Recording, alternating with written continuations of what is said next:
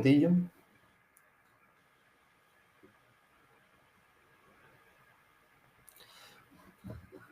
Vale, bueno, buenas tardes a todos, bienvenidos a una nueva sesión, en este caso la jornada de tarde del tercer día de este congreso. El día de hoy lo hemos denominado como jornadas de formación porque son ponencias que han sido declaradas como CFC. Para ello, debéis de visualizar todas las ponencias que se hacen a lo largo del día de hoy, ya sea en directo o en diferido, para poder obtener vuestro certificado CFC. Las ponencias se podrán ver hasta hoy a las 12 de la noche, ¿vale? Que es ya la finalización del congreso. Arrancamos la jornada de tarde con la ponencia titulada Intervención interdisciplinar en cuidados paliativos, que será llevada a cabo por el doctor Eduardo José Fernández Rodríguez, la doctora Celia Sánchez Gómez y el doctor Alberto García Marín. Pues es un placer saludaros, chicos, y es todo vuestro. Bueno, pues buenas tardes a todos. En primer lugar, voy a comenzar hablando yo y voy a presentar un poco tanto a mí como a mis compañeros, como han dicho. Tanto yo como mi compañera Celia somos terapeutas ocupacionales y profesores en la Universidad de Salamanca. Aparte, somos investigadores dentro del Instituto de Investigación Biomédica de Salamanca. Yo también trabajo en el Servicio de Oncología Médica del hospital de nuestra ciudad. Y Celia es la coordinadora de la unidad docente asistencial de aquí, de la Universidad de Salamanca. Y nuestro compañero Alberto García es trabajador social, también profesor de la Universidad de Salamanca y trabaja en la Asociación Española contra el Cáncer. Bueno, ya os iremos comentando en la ponencia de hoy que el título de Intervención interdisciplinar tiene especial motivo. ¿Por qué? Porque consideramos que los pacientes paliativos tienen que tener un abordaje clínico absolutamente interdisciplinar, ¿vale? Voy a poner la presentación, voy a compartir pantalla. Vale, perfecto.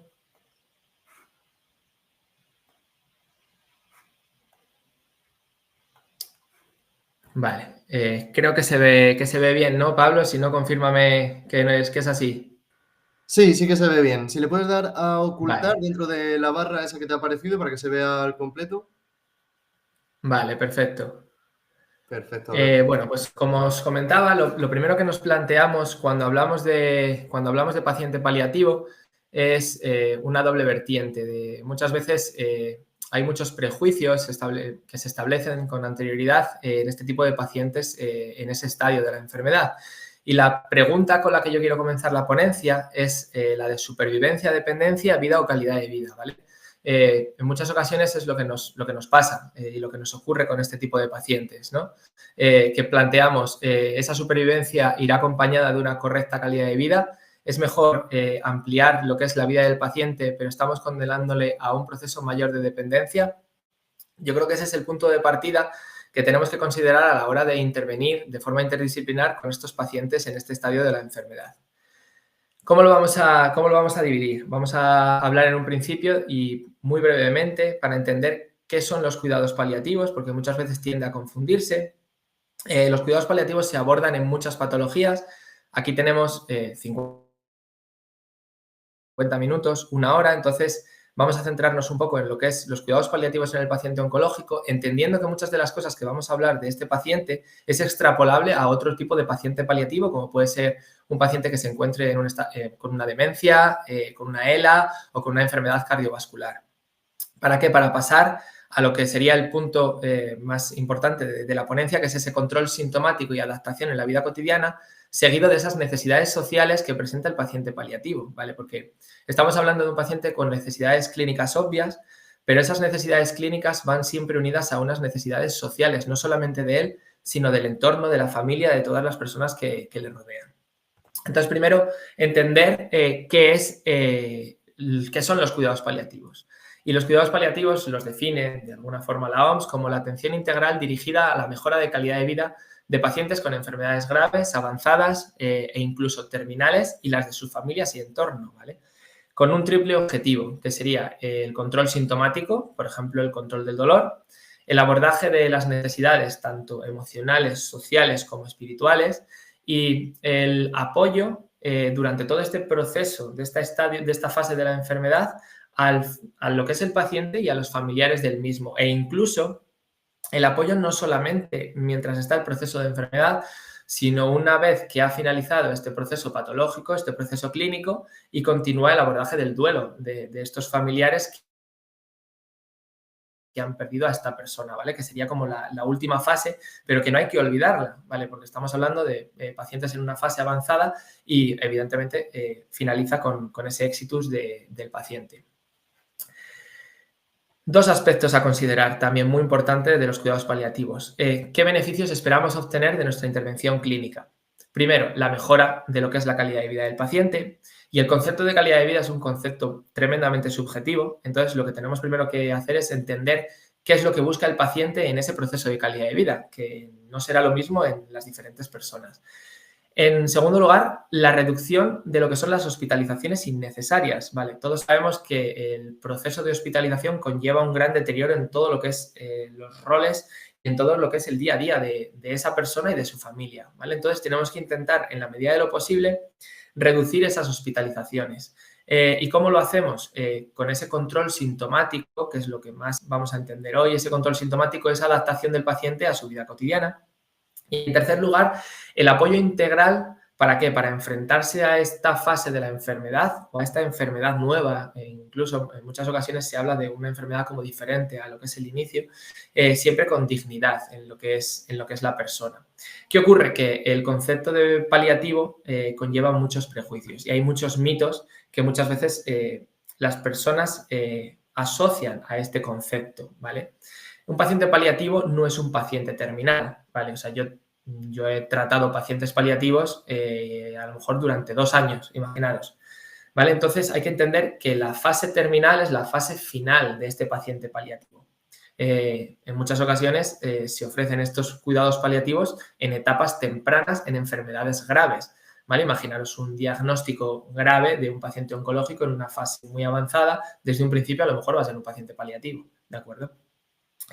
También otro de los mitos comunes es que significan renunciar al tratamiento, ¿vale? Y esto veremos que no es así, el tratamiento continúa igual. Otra cosa es que le demos otro punto de vista al tratamiento, o sea, otra cosa es que la intervención sea diferente, ¿vale? Que eso también puede ser, pero no significa renunciar al tratamiento. Cuando pasas a cuidados paliativos no es que vayan a dejar ya de hacerte nada, ¿vale? Sino que todo lo contrario, van a adaptarte a esa nueva fase de la enfermedad.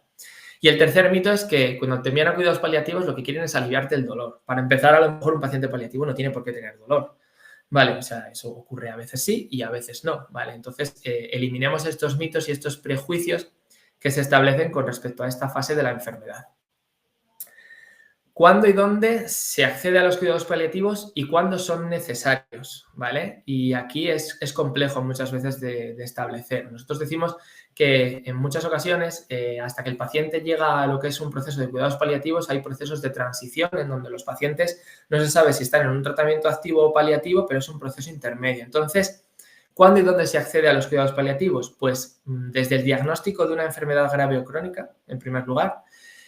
Cuando los síntomas afectan de una forma claramente negativa a la calidad de vida del paciente o en cualquier etapa de cualquier enfermedad avanzada o terminal.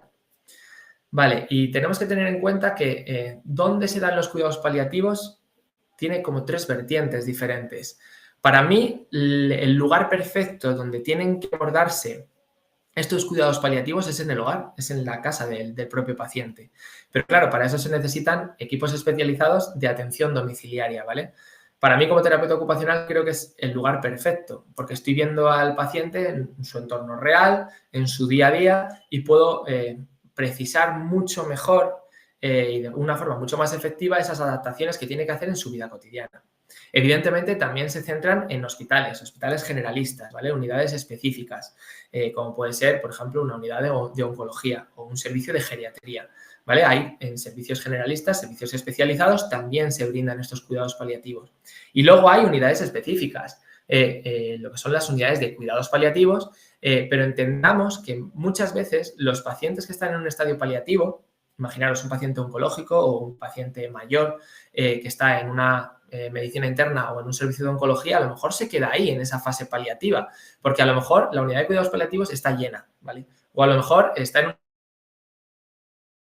fase ya tan avanzada de los cuidados paliativos que no merece la pena ese traslado, ¿vale? Entonces, entender que dónde se dan estos cuidados, en el hogar, en hospitales, en servicios especializados y en unidades de cuidados paliativos de manera específica, ¿vale? Y hay que entender que los cuidados paliativos es un derecho que está absolutamente reconocido por la OMS, por la Organización Mundial de la Salud, ¿vale?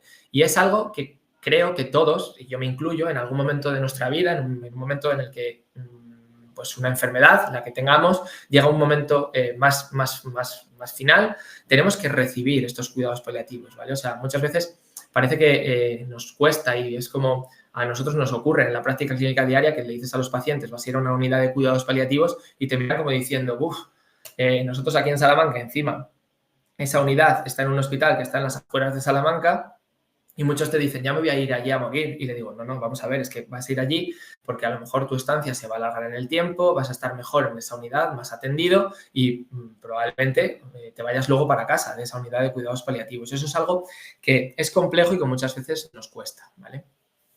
Y tenemos que entender que la intervención tiene que ser absolutamente interdisciplinar. Yo aquí voy a hablar del equipo interdisciplinar de trabajo nuestro, que está formado por... estoy hablando de, nosotros trabajamos con paciente oncológico, ¿no?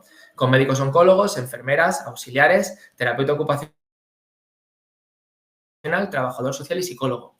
Pero creo que tienen que tener cabida más profesionales. Creo que fisioterapeutas, nutricionistas, ¿vale?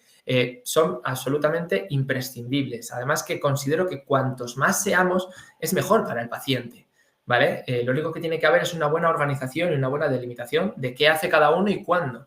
¿Vale? De hecho, yo siempre digo que si yo tengo que recibir en algún momento cuidados paliativos, yo lo que quiero es que me vean cuanto más gente mejor. ¿Por qué? Porque me van a dotar de mejores condiciones de salud en ese momento de la enfermedad, ¿vale? Y en nuestro caso, y yo lo comento, es un caso un poco extraño, yo creo, o un poco complejo, porque el equipo interdisciplinar está formado por profesionales del propio Servicio de Salud, del Sistema Nacional de Salud, del SACIL, profesionales de la Universidad de Salamanca, profesionales del Instituto de Investigación Biomédica y profesionales de la Asociación Española contra el Cáncer, ¿vale? O sea, nosotros nos reunimos 2 veces a la semana en sesión clínica y a esa sesión clínica acuden todos estos profesionales porque todos intervenimos con el paciente y además intervenimos dotándole de una práctica clínica diaria, ¿vale? O sea, lo que hacemos todos los días, pero también con diferentes proyectos de investigación que lo que buscan es mejorar esa práctica clínica diaria. O sea, nuestro objetivo con la investigación que hacemos, y lo veremos, os comentaré algunos de los proyectos que hemos desarrollado de manera muy rápida, lo que buscamos con esa investigación es mejorar la práctica clínica, ¿vale? Y siempre digo que todos los proyectos de investigación que hemos desarrollado en los últimos 10 años, que no son pocos, vienen por la necesidad que expresa el paciente. Un paciente nos dice, tengo este problema, y no nos lo dice él, sino nos lo dicen muchos y decimos, vamos a intentar buscar una solución a ese problema clínico. Y la forma correcta de buscar esa solución es primero con investigación clínica, investigación de calidad, que nos diga si es correcto o no lo que estamos haciendo para posteriormente hacer una implementación práctica en lo que es la práctica clínica diaria que ejecutamos dentro del servicio. Como os digo, cuidados paliativos, muchas enfermedades y muchas patologías necesitan de cuidados paliativos. Yo diría que prácticamente todas, que tenemos algún ejemplo, cáncer, enfermedades cardiovasculares, ELA, Alzheimer, enfermedades neurodegenerativas, EPOC, VIH, ¿vale? Y hoy nos vamos a centrar un poco, ya que tenemos poco tiempo, en lo que son los cuidados paliativos oncológicos, que eso no significa que lo que vamos a hablar hoy solamente sea para pacientes con cáncer. Las cosas que vamos a decir son extrapolables a cualquier otro tipo de paciente. Porque, y esto quiero que quede perfectamente claro, nosotros no tratamos al paciente con cáncer por el cáncer. Nosotros tratamos al paciente con cáncer por el problema que tiene en algún síntoma, ¿vale? Algún síntoma como puede ser el dolor, como puede ser problemas respiratorios, disnea, como puede ser astenia tumoral, como pueden ser problemas cognitivos, como pueden ser problemas sociales, y todos estos conjuntos de síntomas están también presentes en enfermedades como el EPOC, como el Alzheimer o como la ELA, ¿vale? Entonces, entendamos que lo importante es este control sintomático, ¿vale? Y cuando hablamos de cuidados paliativos oncológicos, tenemos que entender, y de manera muy rápida, que la incidencia en cáncer ha aumentado mucho, ¿vale? Se habla de que a nivel mundial 18,1 millones de personas en el año 2024, en el año 2023 fueron diagnosticados de cáncer. Las predicciones es que llegaremos a 27 millones en 2024 y en España, en el año 2022, por ejemplo, tenemos 277.000 nuevos casos, ¿vale? O sea, la incidencia está aumentando mucho. Conforme aumenta esa incidencia, también tenemos unos datos de mortalidad graves, ¿vale? Hablamos de que la mortalidad por cáncer en el mundo son casi 10 millones de personas. En España, 113.000 defunciones por cáncer en 2021, suponiendo un 27% de las muertes totales y siendo la primera causa de muerte en hombres y la segunda causa de muerte en mujeres. ¿Qué significa esto? Que este aumento de incidencia, unido a un aumento importantísimo de la supervivencia en este paciente oncológico o de la cronificación de esta enfermedad, ¿vale? ¿Por qué? Porque hablamos de un descenso de la mortalidad de un 18% desde el 1990.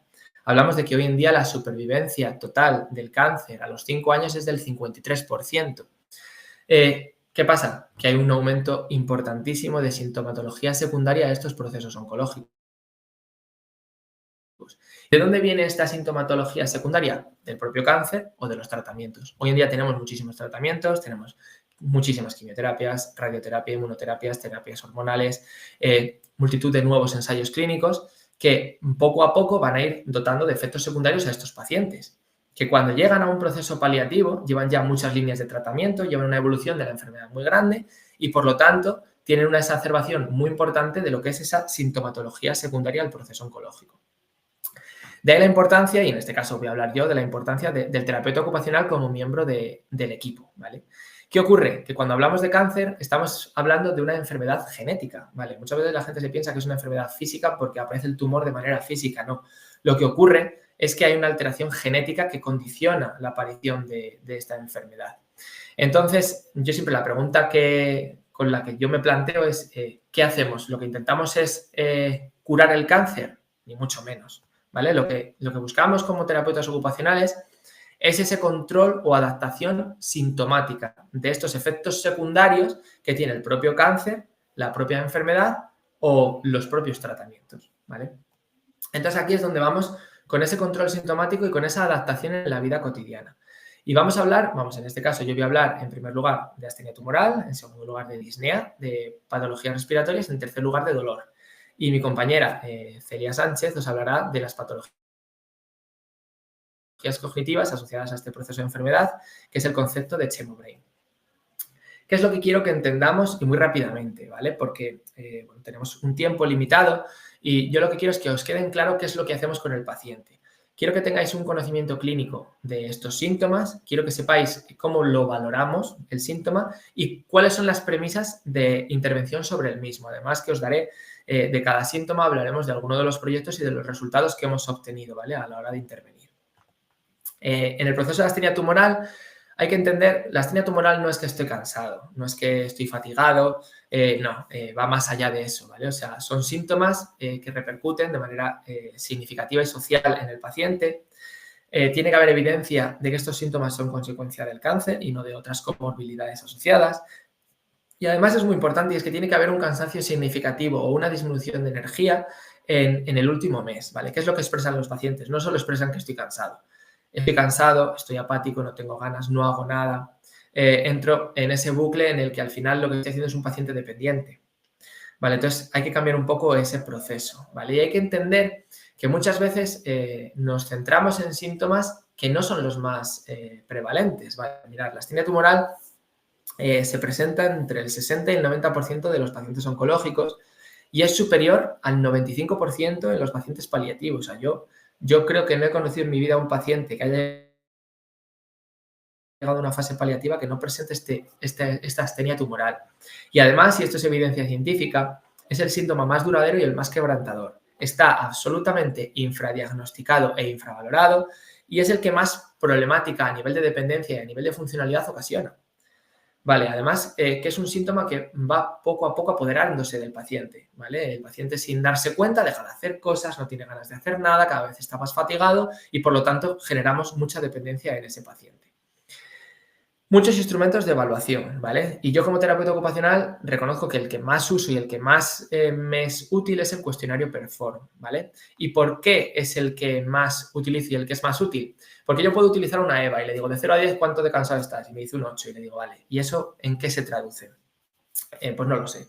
El cuestionario Perform es un cuestionario muy rápido, se tarda en pasar aproximadamente un máximo de 5 minutos y nos da una puntuación total, pero también nos da el nivel de limitación física que tiene el paciente, las actitudes y creencias que tiene el paciente y la restricción de actividad que él ha tenido. Entonces ya me da una orientación de qué está haciendo y dónde está el problema para poder posteriormente intervenir, ¿no?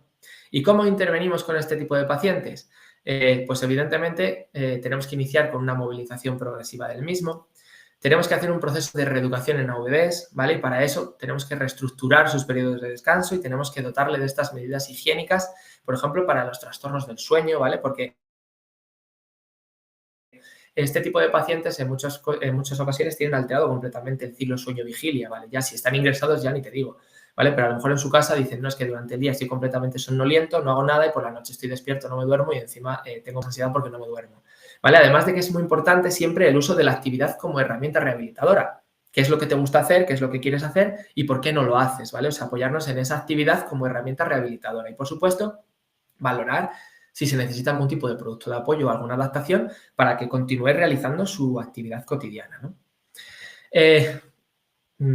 Para que entendáis un poco, mirad, hicimos un ensayo clínico hace 4 o 5 años, no recuerdo exactamente, con un proyecto financiado, donde lo que buscamos es 2 grupos. En uno de los grupos hicimos este tipo de intervención que os estoy comentando ahora mismo en pacientes hospitalizados y en otro solamente le dábamos tratamiento farmacológico habitual, o sea, la práctica clínica habitual.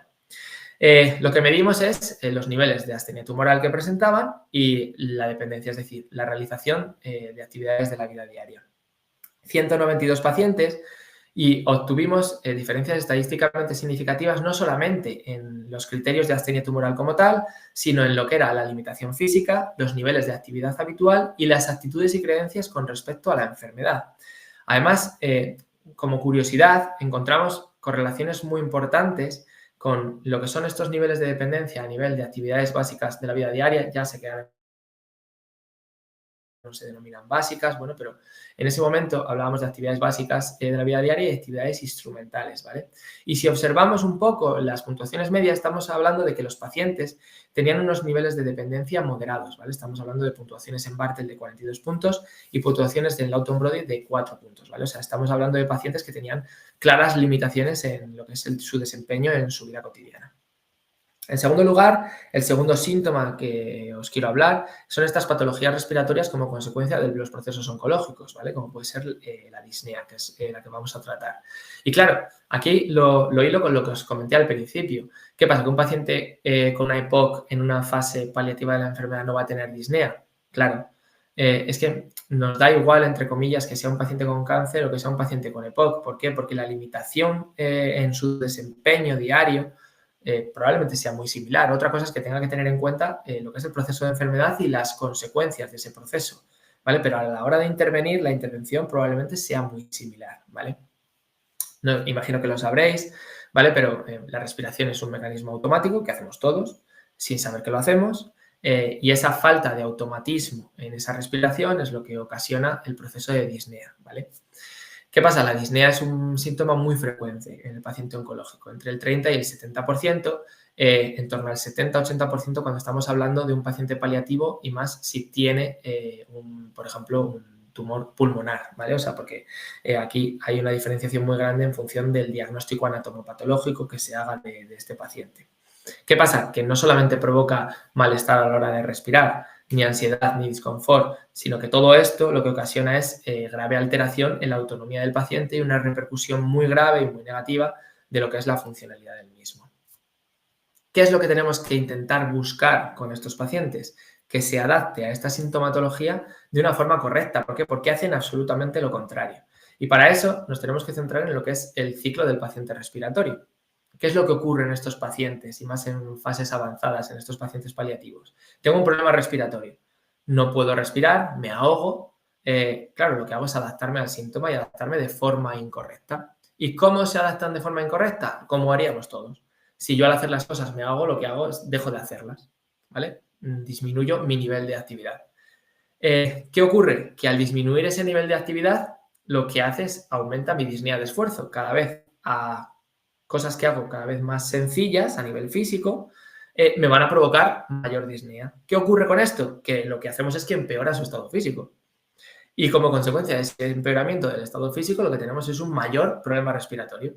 Se sigue adaptando mal, etcétera, etcétera. ¿Y esto a qué lleva? A que hay una reducción enorme de la capacidad funcional del paciente y que hay una restricción en todos los roles de su vida. ¿Por qué? Porque deja de hacer todo. Pacientes paliativos con niveles de disnea muy altos o ingresan, que es lo más normal, entonces han dejado de hacer todo en su día a día porque están ingresados, o dejan de hacer todo en su casa, cama, sillón como mucho o cama solo y ya está. ¿Vale? Entonces, ¿qué tenemos que hacer? Enseñarles a cómo tiene que hacer las cosas. Tenemos que adaptarnos de manera correcta a este síntoma, ¿vale? Diferentes instrumentos de evaluación, ¿vale? MRC, una EVA, índice BODE, ¿vale? Y yo encontré hace tiempo, no sé si conocéis, es el London Chest Activity of Daily Living Scale, la LCADL, que digo que es una especie de el Bartel del paciente con problemas pulmonares, ¿vale? ¿Por qué?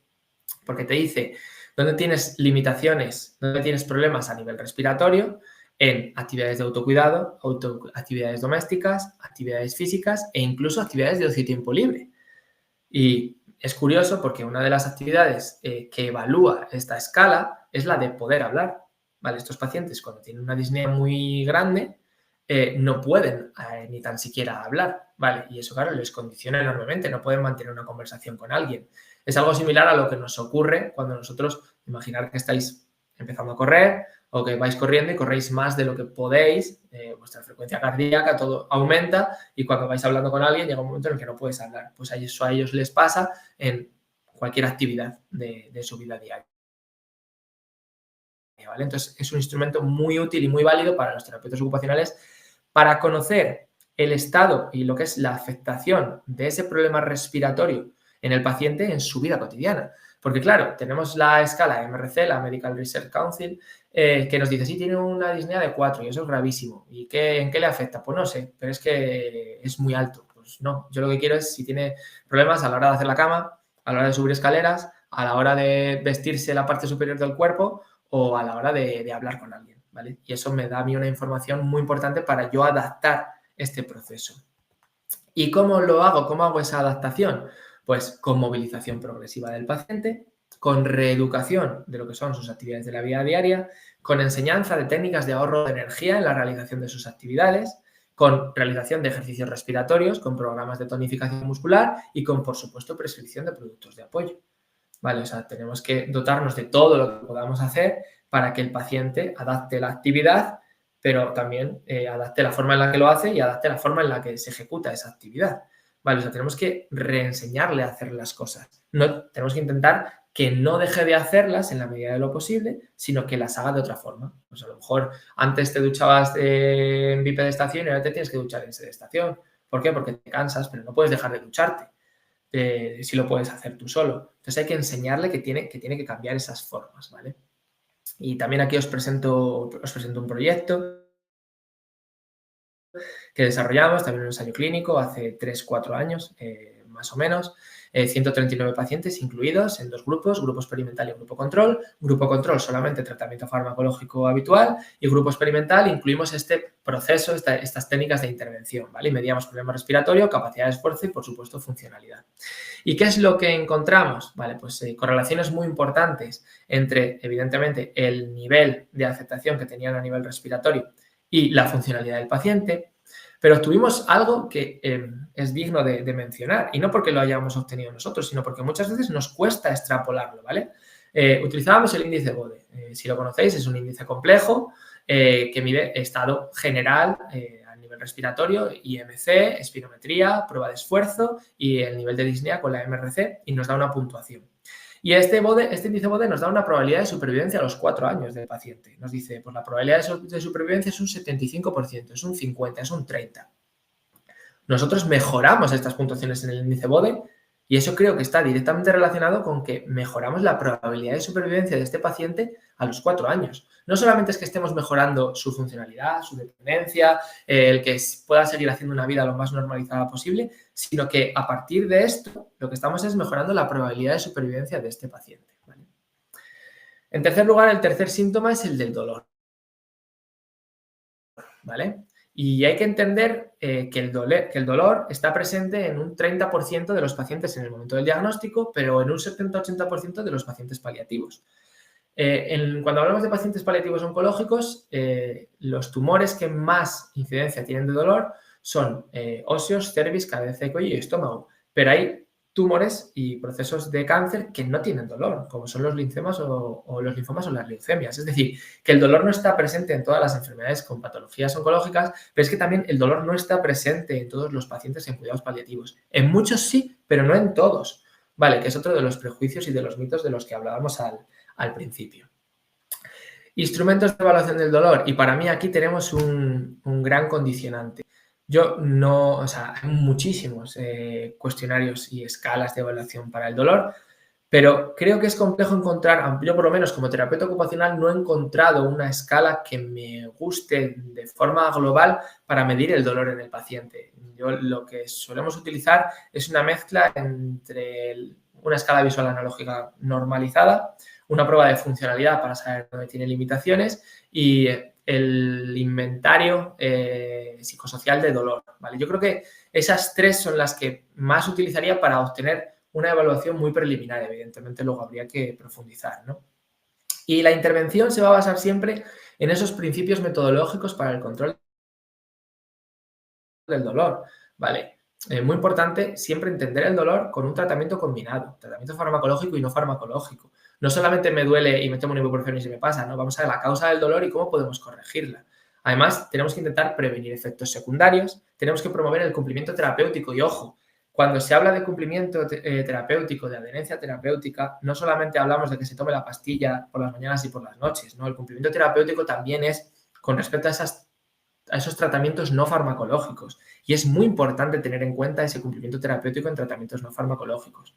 Y, por supuesto, tener objetivos para ese control del dolor a corto, medio y largo plazo. A lo mejor a corto plazo es que reduzca un poco esa intensidad, pero todavía no vamos a hacer nada. A medio plazo es que esa intensidad casi está eliminada y vamos a empezar a hacer muchas más cosas en tu día a día. Y a largo plazo es que ese dolor no tenga muchas exacerbaciones y seas lo más independiente posible. Además, muy importante para el control del dolor con estos pacientes, y esto tiene que ver mucho con conseguir que no haya muchas recaídas en forma de hospitalización, ¿vale? Hay que tener una intervención que prevenga y que trate las posibles crisis exacerbatorias.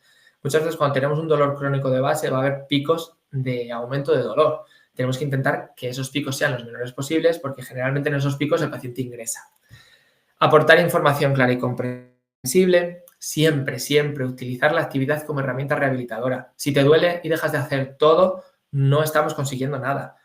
A lo mejor esta actividad tienes que hacerla, pero la mitad de tiempo. A lo mejor tienes que fraccionarla en 4 partes y hacerla en 3 formas. Nosotros una cosa que hacemos en pacientes hospitalizados que nos ha servido mucho es el tratamiento analgésico, pautarlo, y eso lo hacemos directamente casi los terapeutas ocupacionales cuando hay un dolor crónico. Ponemos la pauta de cuándo le tienen que dar la analgesia. Parece que se tiene que dar a las 8, a las 2, a las 10. No, a lo mejor la analgesia tiene que ser antes del baño, la analgesia tiene que ser antes de comer porque se levante de la cama, y la analgesia tiene que ser pues por la tarde a última hora que viene a verle su hijo y quiere estar con él fuera de la habitación, ¿vale? Entonces hay que cambiar esa pauta de analgesia, ¿vale? Y evidentemente siempre valorar esas capacidades restringidas en el individuo y entender los tipos de dolores, y que el dolor crónico es algo más complejo que el dolor agudo, ¿vale? O sea, entender los diferentes tipos de dolor a la hora de establecer diferentes tipos de intervenciones. Y como curiosidad y cosas que a nosotros nos han servido y que probablemente no se utilizaban para ello, es la prescripción de productos de apoyo en ocasiones que no pensamos que se pueden prescribir. Por ejemplo, pacientes con metástasis óseas o con dolores en lo que es la columna vertebral, sobre todo en zona lumbar, la prescripción de un cojín antiescaras para que estén sentados y para que puedan hacer actividades disminuye enormemente el dolor. El antiescaras generalmente se utiliza para prevención de úlceras por presión. Aquí estos pacientes no tienen por qué tener una úlcera por presión, pero lo prescribimos para control del dolor. Prescripción de andadores, por ejemplo, para la realización de actividades en bipedestación, actividades de aseo. A lo mejor pueden ir caminando sin ningún problema, pero el estar en bipedestación mucho tiempo les provoca dolor óseo, ¿vale? Pero si tengo un andador y lo puedo sentar o me puedo apoyar, disminuyo, ¿vale? Y, por supuesto, las adaptaciones en el baño, ¿vale? Para evitar esas exacerbaciones agudas del dolor. Si yo adapto el baño y lo hago más accesible, estoy disminuyendo la posibilidad de que ese dolor aumente de una forma compleja, ¿vale? Entonces, entender que la intervención siempre tiene que ser absolutamente integral en lo que es el paciente, ¿vale? En cuarto lugar, están las patologías cognitivas asociadas a estos procesos oncológicos y os dejo con mi compañera Celia Sánchez, que continúa con la presentación, ¿vale?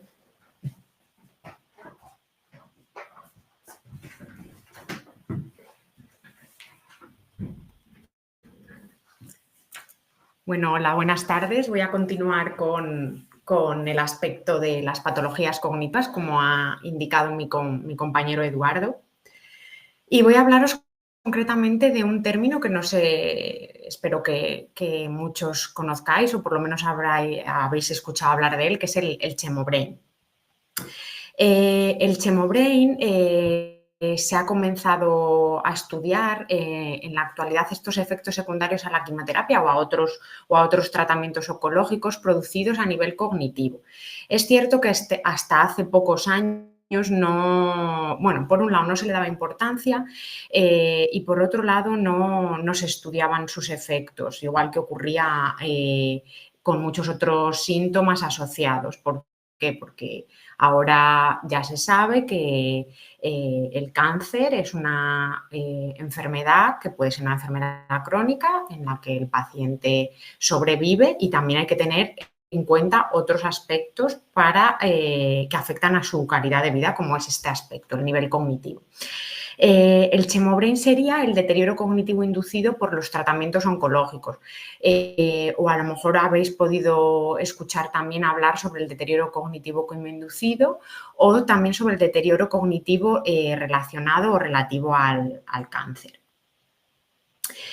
En cuanto a la etiopatogenia, en cuanto a las causas, pues son muy desconocidas, es multifactorial. No se sabe muy bien si lo produce el propio cáncer en sí mismo, si lo producen tratamientos farmacológicos que también toman los pacientes dentro del proceso oncológico, si es debido, como decía antes, a la quimioterapia o a tratamientos oncológicos específicos, si quizás puede deberse a un deterioro asociado a otro tipo de síntomas como es el insomnio, una calidad del sueño deficiente o a otro tipo de factores como son síntomas emocionales como el estrés, la ansiedad, como la astenia tumoral de la que acaba de hablar mi compañero Eduardo. No se sabe muy bien qué es lo que produce, no se sabía y no se sabe del todo, por eso yo creo que todavía hay mucho que investigar sobre cuáles son exactamente las causas concretas que producen este deterioro quimioinducido. Lo que está claro es que en la práctica clínica los pacientes expresan que ellos, a nivel de memoria, como suelen decir, a nivel cognitivo, no están como estaban previa a su diagnóstico o a su tratamiento oncológico. Algunos de los aspectos, algunos de los ejemplos que nos dicen los pacientes que notan dificultad a nivel cognitivo sería tienden a olvidar cosas que por lo general ellos previamente no tenían problemas para recordar, pues como lapsos de memoria, tienen problemas de atención, de concentración, también reflejan siempre que tienen dificultad para realizar múltiples tareas, es decir, yo cuando estoy leyendo un libro soy capaz de seguir la lectura, pero si está por detrás la televisión o me empiezan a hablar, tengo que volver para atrás, no consigo esa atención dividida que sin problemas antes yo tenía. Y también siempre expresan que tienen un aumento en el tiempo para realizar las tareas, por dos cosas, porque tienen como un pensamiento muy desorganizado y por otro lado su velocidad de procesamiento es mucho más lenta. Referente a esto que acabo de decir, diferentes estudios, la bibliografía actual, lo que muestra realmente que son las funciones cognitivas que estarían afectadas en estos pacientes oncológicos que han mostrado este chemobrain del que hablamos, las funciones cognitivas más afectadas serían la memoria, la atención, las funciones ejecutivas y la velocidad de procesamiento. Como hemos dicho anteriormente, esto corresponde efectivamente a lo que en la práctica clínica los pacientes nos dicen que notan. Por otro lado, estos fallos cognitivos o fallos de memoria, que suelen decir, y es los más fallos dentro de las funciones cognitivas, no afectan al funcionamiento diario, no afectan a la funcionalidad de las personas como otros tipos de deterioros cognitivos, pero aún así están ahí y a esas personas les afectan mucho a nivel emocional y a nivel físico. Es decir, ellos lo sienten, incluso a veces se lo comentan a su médico, al oncólogo, pero bueno, no se le da mucha importancia. Las personas de su alrededor, a no ser que sean las que conviven con ellas, tampoco lo perciben y encima no afecta a su funcionalidad. ¿Qué ocurre? Pues que sigue estando, es un síntoma asociado al proceso oncológico que sigue estando totalmente subestimado y también muy subdiagnosticado a día de hoy. Entonces, ¿qué ocurre? Que se necesita muchísima mayor concienciación, igual que ocurre con otros síntomas asociados a estos procesos, y también se necesitan muchísimas más estrategias clínicas para abordarlo, ¿de acuerdo? Además de una mayor evidencia científica. Si no se le da importancia, si no se diagnostica, pues obviamente tampoco hay muchos estudios referentes a ello. Esto está cambiando y en la actualidad se sabe que existe este síntoma y además sabemos que hay en algunos tipos de diagnósticos, como por ejemplo en mama o en colon, que es donde ahora nosotros estamos haciendo diferentes estudios, existe este síntoma del chemobrain. Pero hasta hace poco tiempo, como comentaba, no se le daba importancia. Además, señalar que a nivel de evidencia, la evidencia científica refleja todo esto que estaba comentando. ¿Por qué? Porque hay varios estudios cualitativos en los que se entrevista al paciente sobre cómo se encuentra, el paciente expresa lo que siente, dónde tiene mayores dificultades a nivel cognitivo, pero a nivel cuantitativo todavía no hay tantos estudios que reflejen cómo es de grande ese deterioro que muestran los pacientes. Y esto, el tema de que no existan tantos estudios a nivel cuantitativo,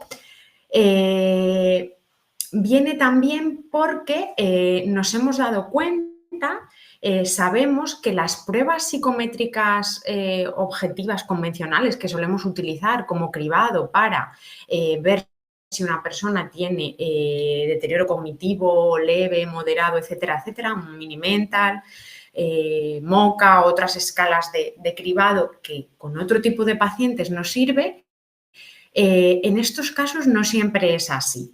¿Por qué? Porque a las pacientes que tenemos ahora de cáncer de mama que estamos haciendo el estudio, ellas muestran, expresan y reflejan este problema a nivel cognitivo que ellas están notando que es real, pero tú le pasas el Mini-Mental y bueno, quizás para su edad, para su nivel cultural, pues no está como esperabas, pero no muestran un deterioro cognitivo. Sin embargo, cuando pasamos otro tipo de instrumentos de evaluación, pruebas más subjetivas de memoria, sí que salen a la luz este deterioro cognitivo que ellas de verdad sienten, ¿no?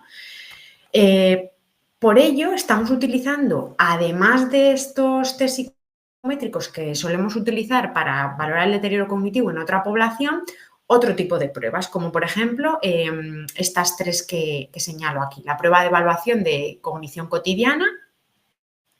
No sé si habéis oído hablar del concepto de cognición cotidiana. Lo usamos también en otro tipo de pacientes paliativos, en deterioro cognitivo en mayores, en demencias, pero hemos visto que en esta población que tienen este tipo de deterioro cognitivo asociado al proceso oncológico, son muy realistas. ¿Por qué? Porque las pruebas de evaluación de cognición cotidiana utilizan la propia actividad para la evaluación, utilizan material que utilizamos en el día a día para la evaluación.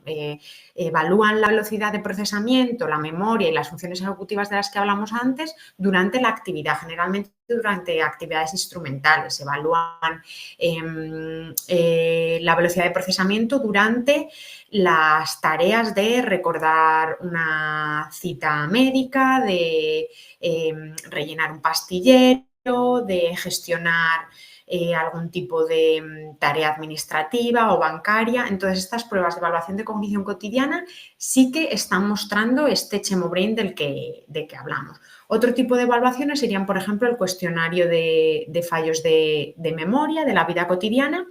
Y el último, el FACO, nos gusta especialmente también porque es para pacientes oncológicos y mide además el deterioro cognitivo desde la percepción de la persona. Entonces, combinado con los otros test psicométricos, pues están dando a nivel cuantitativo resultados más significativos de lo que estábamos obteniendo hasta ahora. Empezamos hace ya tiempo a hacer estudios sobre el tema del ChemoBrain. En 2017-2018, con un estudio, con un proyecto que financió el COPDOCIL, el Colegio Profesional de Terapia Ocupacional de Castilla y León, hicimos un estudio inicial con 174 pacientes para estudiar este deterioro cognitivo en pacientes oncológicos que estuvieran en tratamiento activo. En este caso, valorábamos a pacientes tanto de hospital de día como de hospitalización, pacientes que estaban en planta y pacientes que estaban en su domicilio, pero iban a hospital de día a darse su tratamiento, etcétera, etcétera. Y utilizábamos como prueba de evaluación la RFC, la evaluación rápida de funciones cognitivas. No utilizábamos ningún otro test de cognición cotidiana o de percepción de fallos de memoria, etcétera, etcétera. Pero ya en este estudio vimos que obteníamos resultados bastante interesantes y efectivamente los pacientes evaluados mostraban un deterioro cognitivo. Además, obtuvimos cosas interesantes como que los que venían a hospital de día a nivel orientación temporoespacial estaban igual o más desorientados que los que estaban hospitalizados, cuando siempre relacionamos esa desorientación con la hospitalización y con el proceso de hospitalización. Entonces, seguimos realizando más estudios. Esto es lo que os decía, que en hospital de día se obtenía también una orientación temporoespacial importante, no solo en la hospitalización, y en atención y memoria también ocurría. Además, vimos que había una correlación con los meses desde el diagnóstico en la puntuación total de esta escala, de la evaluación rápida de las funciones cognitivas, y también con el número de líneas de tratamiento, es decir, a más líneas de tratamiento que tuvieran los pacientes oncológicas, peor era la puntuación de RFC, igual que con los meses desde el diagnóstico. Otro estudio que hemos realizado el año pasado, en 2023, otro transversal, un descriptivo, también analizamos el de deterioro cognitivo en paciente oncológico que estaba sometido a tratamiento quimioterápico, pero aquí ya también queríamos analizar pues, todo esto que estaba comentando. Si además de que existiera este deterioro cognitivo, también estaba relacionado con la presencia de ansiedad o depresión. En este caso evaluamos a 55 pacientes que estaban en hospital de día y además de utilizar la evaluación rápida de las funciones cognitivas, utilizábamos una escala que medía la percepción subjetiva de las funciones cognitivas, el cuestionario de fallos de memoria de la vida cotidiana y escalas que medían estos aspectos emocionales como es la ansiedad o la depresión. Obtuvimos que el 54% de la muestra presentaba deterioro cognitivo, tanto objetivo como subjetivo. También más de la mitad de la muestra, o sea, el 65,4% de la muestra presentaba sintomatología ansiosa depresiva, aunque es verdad que no obtuvimos una correlación entre ambas variables, entre ese deterioro cognitivo y esa sintomatología, aunque las pacientes mostraban que lo tenían. Y además, en este caso, obteníamos que a mayor edad de la muestra también existe un mayor deterioro cognitivo, ¿no? Como ocurre con otro tipo de población con deterioro cognitivo, que no siempre en todos los estudios hemos obtenido esta correlación. En función de la población o del diagnóstico, por ejemplo, con las pacientes de cáncer de mama, pues no está relacionado el deterioro cognitivo en absoluto con la edad de la muestra, ¿vale? Y una vez demostrado este déficit cognitivo en pacientes con cáncer, nos preguntamos, queda mucho, ¿no? Queda mucho todavía por estudiar, esas causas exactamente que lo provoca. Sabemos que hay un deterioro cognitivo, pero ¿qué tipo de intervención cognitiva lo mejoraría? Porque es cierto que la evidencia, la bibliografía actual, se está estudiando este Chernobyl, este deterioro quimioinducido, pero no hay muchos estudios que se intervengan sobre estos pacientes, ¿no? Entonces, estamos haciendo un ensayo clínico en el momento actual en el hospital universitario de nuestra ciudad, en oncología, en el que el objetivo es comprobar la eficacia de un programa de entrenamiento cognitivo en este control del deterioro cognitivo relacionado con el cáncer. Concretamente es con cáncer de mama, hablo de paciente mujer porque en general el cáncer de mama está más relacionado con la mujer, hay más casos, ¿vale? Como objetivo secundario, también aparte de saber si estos programas de entrenamiento cognitivo son efectivos en este tipo de población, igual que lo es en otro tipo de población, como ponía el ejemplo de otro tipo de paciente paliativo, ¿no? Como es un paciente con un deterioro cognitivo, con demencia mayor, ¿no? Además, queremos describir si existe una influencia de otro tipo de sintomatología, de la ansiedad, por ejemplo, o la depresión en este tipo de deterioro relacionado con el cáncer. También estamos estudiando variables como es la calidad del sueño y estamos viendo si esa calidad del sueño está relacionado o no con este deterioro cognitivo relacionado con el cáncer.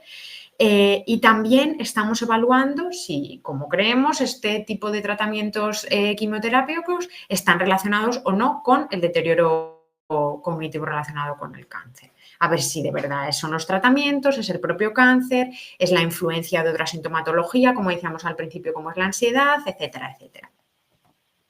En cuanto a la metodología del estudio, se trata de un ensayo clínico, como os contaba, aleatorizado, en el que hay dos grupos, un grupo intervención y un grupo control. El tamaño muestral que nos salió eran 50 personas con diagnóstico de cáncer de mama, 25 en cada grupo. Se está haciendo una evaluación antes del tratamiento y otra evaluación después del tratamiento. Y como podéis comprobar, estamos pasando diversas escalas referidas a todos los aspectos que os he comentado ahora mismo, ¿no? Estamos pasando el MoCA como test de cribado, como un test psicométrico estándar para evaluar el deterioro cognitivo. Pero también estamos pasando la PEC, que es la prueba de evaluación de cognición cotidiana, esa prueba que os comento en la que se evalúa esa función cognitiva durante la realización de la propia actividad de la vida diaria. Estamos utilizando la escala Hamilton, que es la que utilizamos para medir esos parámetros de gravedad, de depresión. La PSQI, que evalúa aspectos tanto cualitativos como cuantitativos referidos a la calidad del sueño. Utilizamos la ECOG, que evalúa la calidad de vida, pero es específica para paciente oncológico. Y utilizamos también la FACO, que es la que también os comentaba antes, que evalúa el deterioro cognitivo y específica para paciente oncológico, y además evalúa el deterioro cognitivo percibido por el paciente, ¿vale? En cuanto a la intervención, estamos realizando en el grupo control y en el grupo intervención un tipo, bueno, se le entrega al paciente un díptico educativo con diferentes directrices sobre mantener una vida activa, recomendaciones generales sobre mantener una vida saludable a nivel cognitivo, y eso en los dos grupos. Y además en el grupo intervención están realizando ese tratamiento específico sobre la cognición cotidiana. Que os comentaba que este entrenamiento cognitivo lo estamos realizando en pacientes con Chemo-Brain, pero sabemos que es efectivo también en otro tipo de población, como pues, el adulto mayor con deterioro cognitivo. A continuación, y una vez terminado con la sintomatología, pasará a continuar mi compañero, el profesor Alberto García, con las necesidades sociales desde el punto de vista del trabajador social.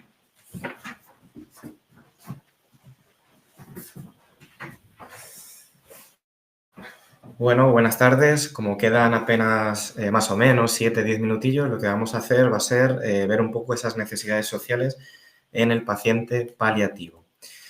Aquí empezamos un poco esta parte de esta formación con una frase que me parece que representa bastante lo que pretendemos, todas las disciplinas que rodeamos a un paciente en una fase paliativa, y es: cuidar de alguien no se trata solo de curar su enfermedad, sino de atender su humanidad en todas sus dimensiones. Históricamente, todos los pacientes relacionados con cuidados paliativos se trataba solo a nivel biológico. Estamos ahora también en una situación en la que no solo se atiende la parte biológica, sino que se atiende la parte psicológica y también, muy importante, la parte social, sobre todo para no solo curar esa enfermedad, sino atender su humanidad en todas sus dimensiones. La atención a pacientes en cuidados paliativos y a sus familias, bueno, pues está representando actualmente un desafío muy significativo en sistema sanitario y en servicios sociales en España. Yo, como trabajador social, es una disciplina diferente de la de terapia ocupacional, pero lo que pretendemos sobre todo es mejorar el bienestar de las personas y asegurar cubrir ciertas necesidades básicas. ¿Cómo podemos nosotros realizar esto desde el trabajo social? Sobre todo integrando o facilitando recursos tanto públicos como privados a esos pacientes en esa fase paliativa. Pero también nosotros trabajamos mucho con el entorno familiar. ¿Cuál es el fin último de la disciplina de trabajo social? Garantizar una atención integral y una atención digna. Por lo tanto, es un complemento perfecto para lo que es la propia también disciplina de terapia ocupacional. Vamos a ver un par de cosas relacionadas con temas de recursos sociales. Por una parte, es la Ley de Dependencia, de promoción de la autonomía personal y atención a las personas en situación de dependencia, que vamos a ver simplemente dos connotaciones. Y por otra parte, el papel que representan las asociaciones, el papel del tejido asociativo. En primer lugar, y a veces sí que resulta desconocido para los propios pacientes y para las familias, e incluso también para ciertas disciplinas, bueno, pues es importante hacer saber que podemos, a través de los trabajadores sociales de los centros municipales de servicios sociales o a través de los trabajadores sociales integrados en centros sanitarios o en centros hospitalarios, solicitar ayuda a domicilio para este tipo de pacientes. ¿Qué es lo que hace la ayuda a domicilio? La ayuda a domicilio cubre necesidades esenciales, como puede ser la higiene personal, la alimentación, y lo que permite esta ayuda a domicilio no solo es cubrir estas necesidades, sino que permite además hacer permanecer a los pacientes en sus propios hogares, que lo comentaba mi compañero Eduardo, como algo muy significativo y muy importante para el terapeuta ocupacional, y permanecer en el entorno familiar durante las últimas etapas de vida. Unido a esta ayuda a domicilio, tenemos también que a través del trabajo social podemos solicitar la teleasistencia.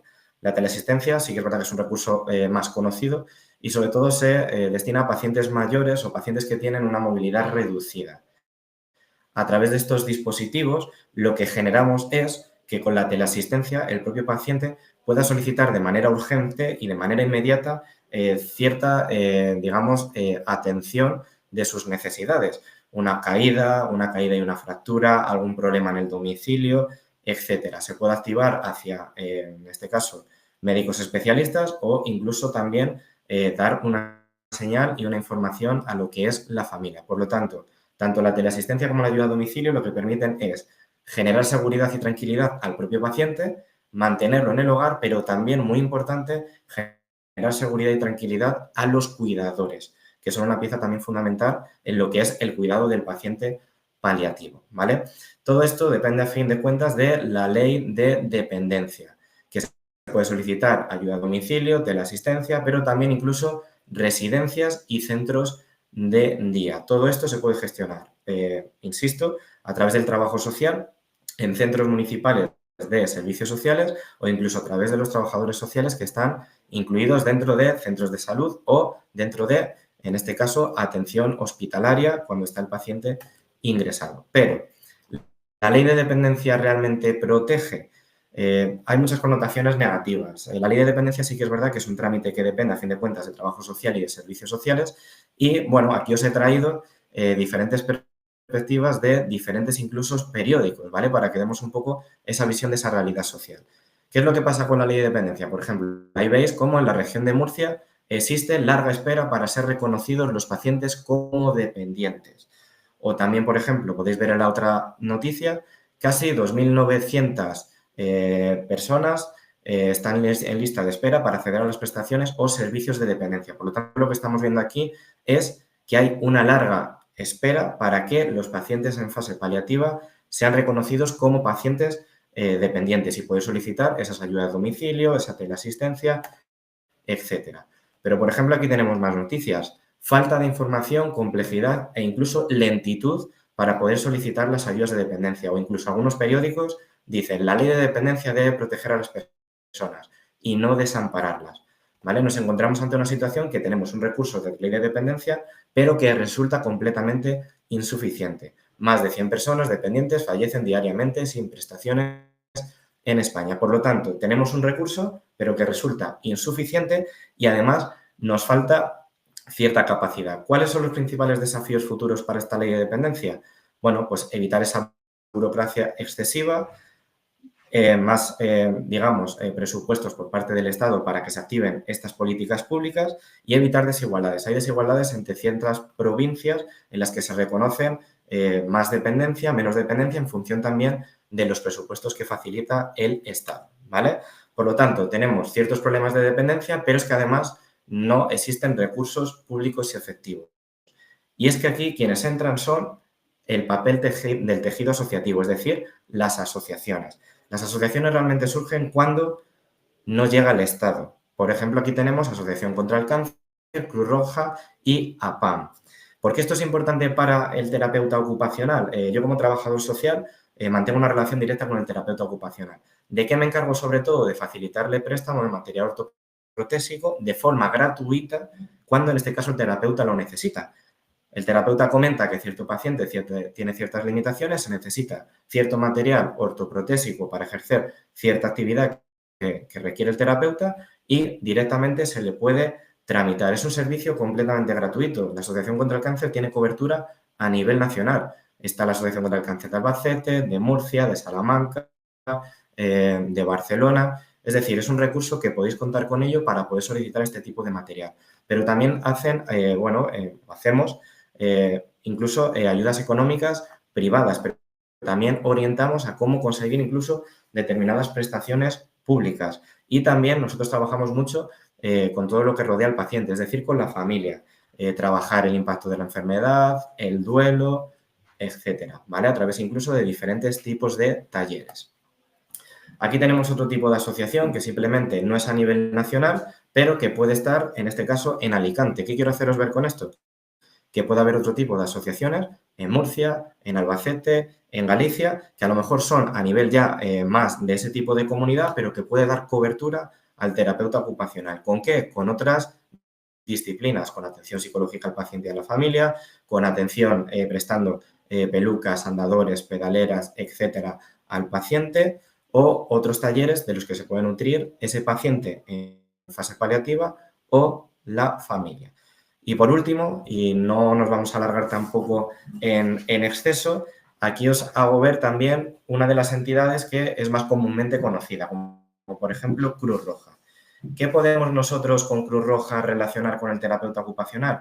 Pues sobre todo lo que está más relacionado con el préstamo de material ortopédico.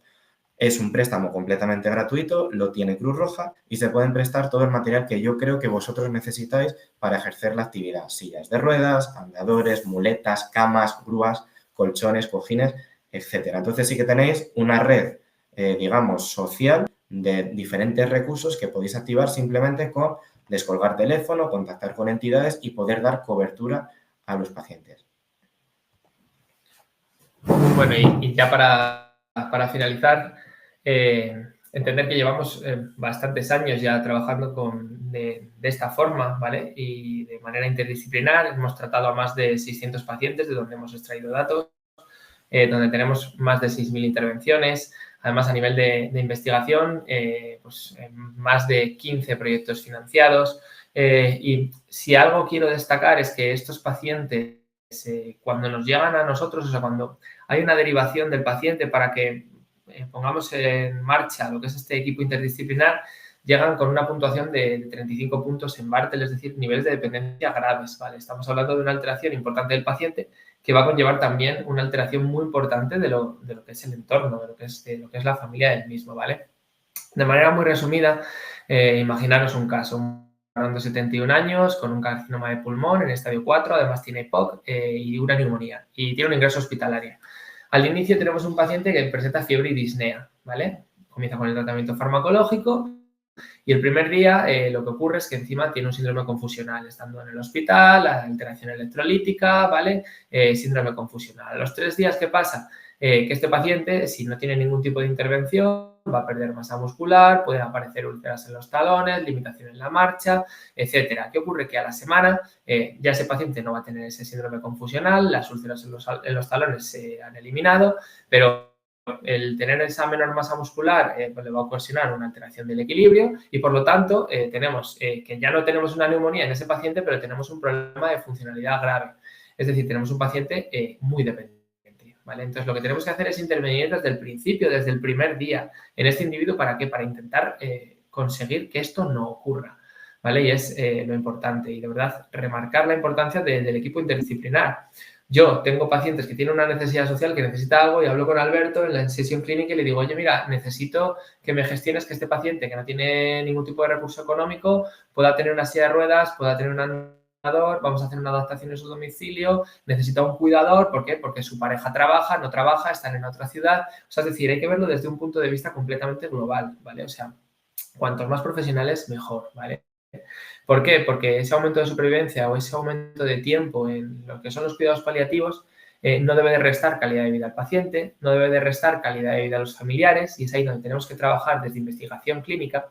Y volviendo al principio, cuando hablábamos de esa supervivencia o dependencia o esa vida o calidad de vida, lo que creo que es importante es unir estos dos conceptos, el concepto de supervivencia y el concepto de calidad de vida. El paciente paliativo tiene que ser paliativo el mayor tiempo posible, es decir, tiene que haber una mayor supervivencia, siempre y cuando haya una correcta calidad de vida en el mismo. Y solamente conseguiremos una correcta calidad de vida desde un punto de vista de atención absolutamente interdisciplinar. Y con esto terminamos. No sé si hay alguna pregunta, algo que queráis decirnos. Pablo, ¿estás por ahí? Buenas. Lo primero de todo, felicitaros por vuestra ponencia, porque me ha parecido excepcional y creo que es una suerte para todos nosotros el poder contar con vosotros como ponentes, con vuestro trabajo y que lo hayáis traído aquí al Congreso y lo hagáis público delante de tanta gente, porque la verdad es un campo en el que actualmente, por desgracia, no hay muchos terapeutas ocupacionales, pero vosotros dais a conocer la importancia y el gran papel que se puede hacer en equipo interdisciplinar, como has hablado, pero contando con este terapeuta ocupacional que tiene esa vista, esa mirada hacia la funcionalidad, la independencia, junto con la calidad de vida. Por parte del Congreso, felicitaros y si alguien tiene alguna duda, ellos pueden leerla y si no se la retransmito yo, pero es el momento, aprovechad que están aquí.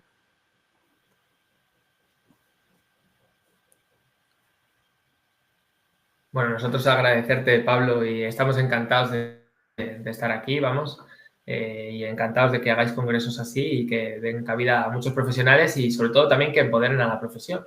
Sabes que yo creo que son dos cosas muy importantes.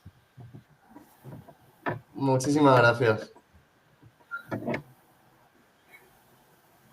¿Están escribiendo? Vamos a esperar. A ver si alguien... Sí. Dice, os felicita, muy buena ponencia, no tienen preguntas. Miriam ha preguntado si las ponencias se pueden volver a ver, porque les parecen muy interesantes. A lo largo del día de hoy podéis ver todas las ponencias que ha habido a lo largo del Congreso, tanto ponencias como comunicaciones orales, pósteres, y luego en nuestro canal de YouTube, que os lo dejo por aquí, también se quedan algunas grabadas.